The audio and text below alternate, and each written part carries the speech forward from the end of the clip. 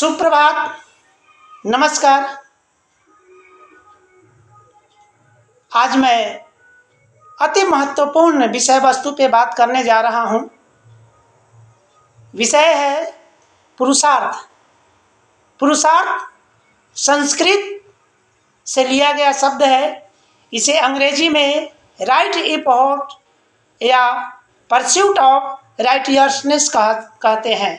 Pursuit of righteousness या फिर right efforts.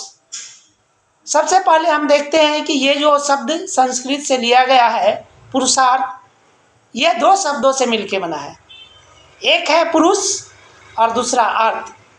पुरुष का अर्थ है विवेकशील प्राणी, इंटेलिजेंट ह्यूमन बीइंग, और अर्थ डेट मीन्स मीनिंगफुल लाइफ, अर्थात उद्देश्यपूर्ण जीवन।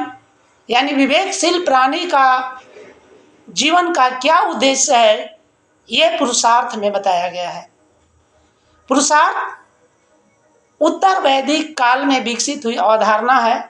यह अध्यात्मवाद और भौतिकवाद का समन्वित रूप था।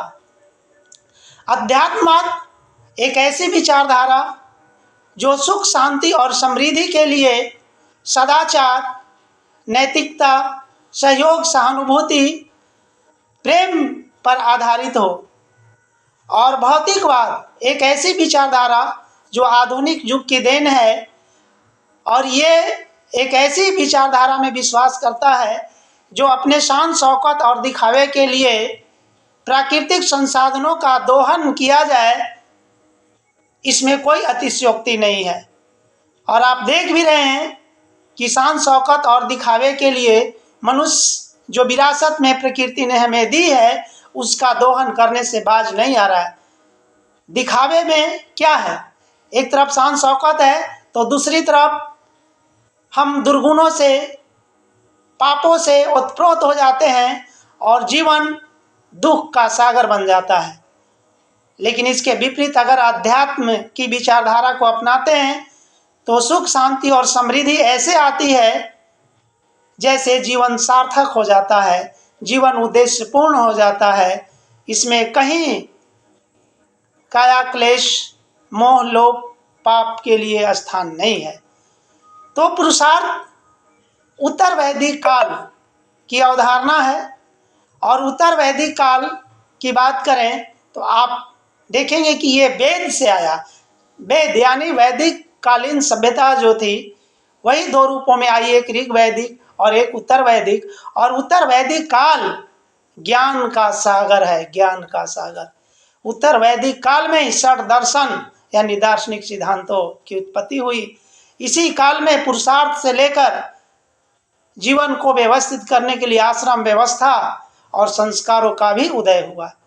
यानी ज्ञान का सागर है उत्तर वैदिक काल, और इसी काल की अवधारणा है पुरुषार्थ। पुरुषार्थ का आधार हम देखेंगे कि what is the foundation of right efforts या परस्यूट ऑफ राइटियसनेस।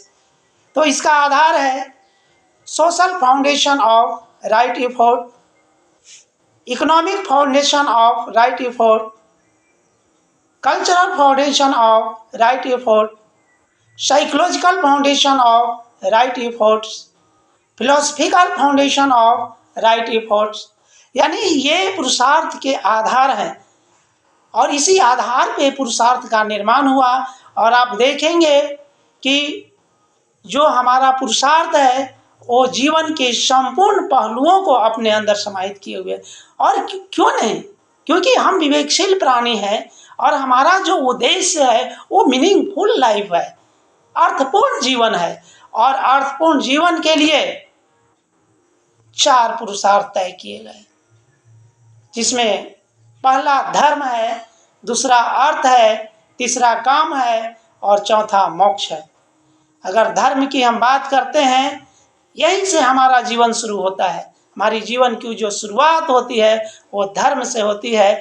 धर्म का मतलब धार्यते इति धर्मम, जो धारण करने योग्य है वही धर्म है। यानी धर्म नैतिक आचार संहिता है, व्यवहार का नैतिकता का, सदाचार का सर्वोच्च अभिव्यक्ति है धर्म। धर्म जो धारण करने लायक हो, और धारण करने लायक जीवन में क्या है, किसे धारण किया जाए, तो धारण किया जाए प्रेम, सहयोग, सहानुभूति, तदनुभूति, सहिष्णुता, सेवा भाव। अगर ये धारण करते हैं तो हमारा जीवन सार्थक होता है, मीनिंगफुल होता है। अन्यथा भौतिकवादी युग ने, भौतिकवादी जीवन ने हमारे जीवन को निरर्थक बना दिया है। हम भले कहते हैं कि भौतिकवाद सार्थक जीवन का आधार है, नहीं, ये निरर्थक जीवन का आधार है। सार्थक जीवन का आधार तो आध्यात्मवाद है, आध्यात्मिक विचारधारा है, और ये पुरुषार्थ को चरितार्थ करता है। तो ये धर्म है जिसकी शुरुआत, यानी हमारे जीवन की जो शुरुआत है वो धर्म से होती है। और ये जब बच्चा गर्भकाल में होता है, यानी जो गर्भाधान है, उसी समय से धारण करने जो आचरण है उसकी शुरुआत हो जाती है। इसी निमित्त जो षोडश संस्कार हैं, इसी निमित्त से तय किए गए थे, ताकि जीवन का जो अर्थ है वो सार्थक हो, अर्थपूर्ण हो।